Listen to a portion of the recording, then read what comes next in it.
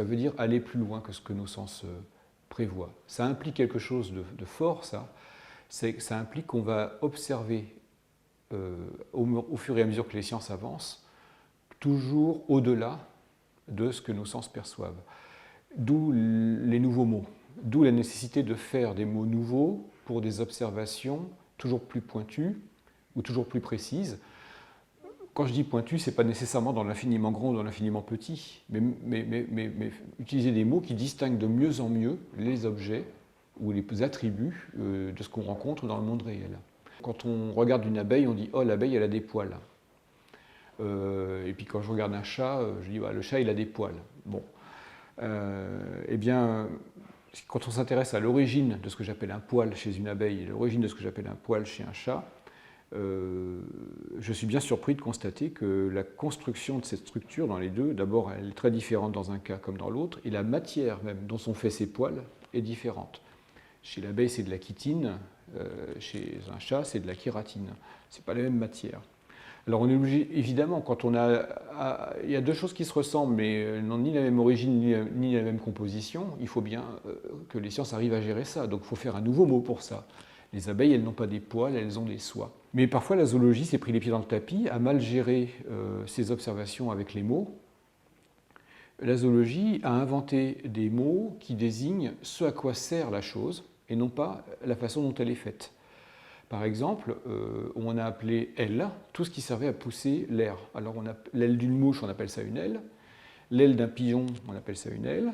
Quand on en vient à faire de la classification zoologique à l'école, les enseignants sont bien embêtés et les pauvres, ils n'y sont pour rien, c'est de la faute des zoologistes.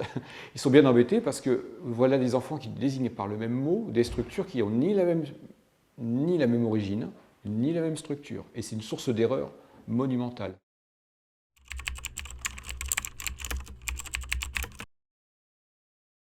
La discipline d'un scientifique, c'est de se réfréner, c'est-à-dire, ce n'est pas une seule observation qui va contrecarrer le cadre théorique dans lequel je suis. Il va falloir que je regarde plusieurs individus pour vérifier si l'observation se répète bien.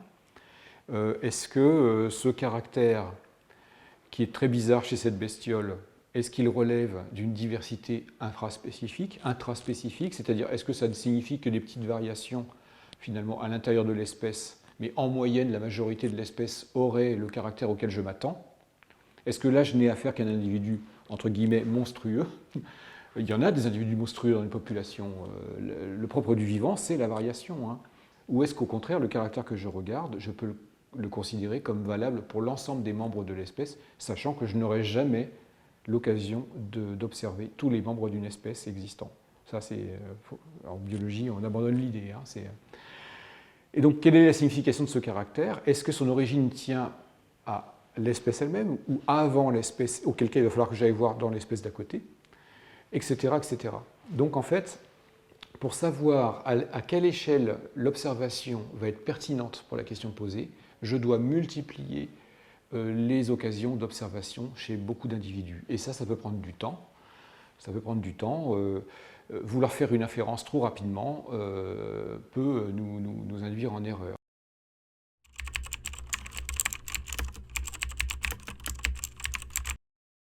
En systématique, sciences des classifications, il y a une différence entre observation et inférence, c'est-à-dire en fait passer de la collecte des données au cadre explicatif ou aux conjectures qu'on pourrait faire pour expliquer ce qu'on voit. L'observation, elle est animée d'une question, qui partage quoi avec qui, et du coup, plus tard, ça va nous révéler qui est apparenté à qui partage quoi avec qui, et animée d'une comparaison. Qui partage quoi avec qui, c'est à la fois une question et à la fois forcément une comparaison, puisqu'on va comparer chez différents individus, voire différentes espèces, des caractères qui se ressemblent ou qui se ressemblent un peu moins. Quand les caractères se ressemblent entre des individus qui pourtant ne se croisent pas entre eux, on suppose, mais c'est un pari, on suppose que cette ressemblance est acquise d'un ancêtre commun. Mais c'est comme une hypothèse nulle, c'est-à-dire que c'est le régime d'explication dominant qui par défaut sera à l'œuvre. Si le chat a des poils et le chien a des poils, tout le monde sait que les chats et les chiens ne font pas de petits ensemble. Ce sont des observations comparatives. Je vois des poils chez le chat, des poils chez le chien.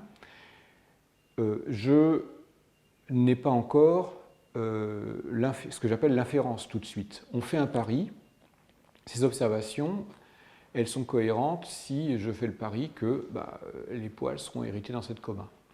En prenant beaucoup plus d'animaux, des vaches, des chevaux, des girafes, des lézards, des poules, etc., en prenant beaucoup plus d'organes, de caractères, je construis un système comparatif qui, au bout du compte, dans une routine qui est la construction d'une classification ou la construction d'un arbre, au bout de la routine, il va y avoir dans cet arbre qui me dit qui est apparenté à qui, la confirmation de mon pari, ou alors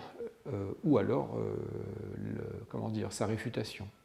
Dans le cas des poils, oui, je vais apprendre dans mon arbre, au bout du compte, et là c'est ce que j'appelle une inférence, on infère que les poils ont bien été hérités d'un ancêtre commun, parce que c'est la cohérence maximale donnée à un ensemble de caractères beaucoup plus vaste qui a été observé.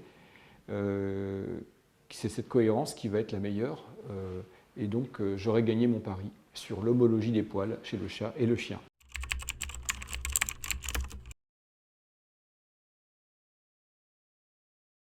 Pointer les différences, c'est toujours facile, mais pointer les différences, finalement, ne feront jamais qu'isoler les objets. Là, il y a une différence sur les poils qui dépassent ici. Là, j'ai des poils lisses, là, j'ai des poils frisés. Même chose pour les poils qui dépassent ici, de part et d'autre des yeux. Là, c'est lisse et là, c'est frisé. Il y a des petites décorations sur les babines. Là, j'ai des losanges et là, j'ai des cœurs inversés. Voilà des différences sur la pilosité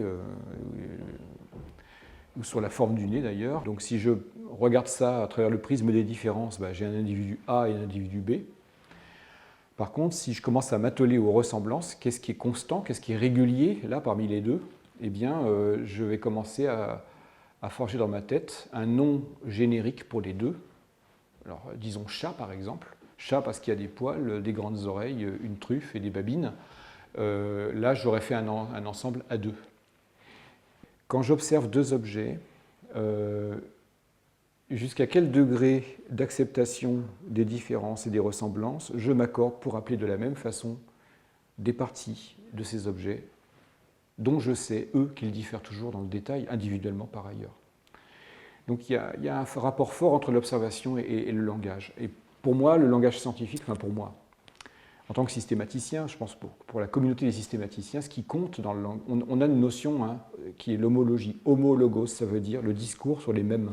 Je vais faire un nom sur ce qui est le même si je sais que dans le détail, les 15 ou 10, 20, 30 individus que j'ai observés, dans le détail, chacun ne sera pas le même. Enfin, ils sont tous uniques, mais néanmoins, j'extrais ce qui est commun, et à partir de là, je construis une explication de ce qui est commun, d'où la portée généralisante des explications scientifiques.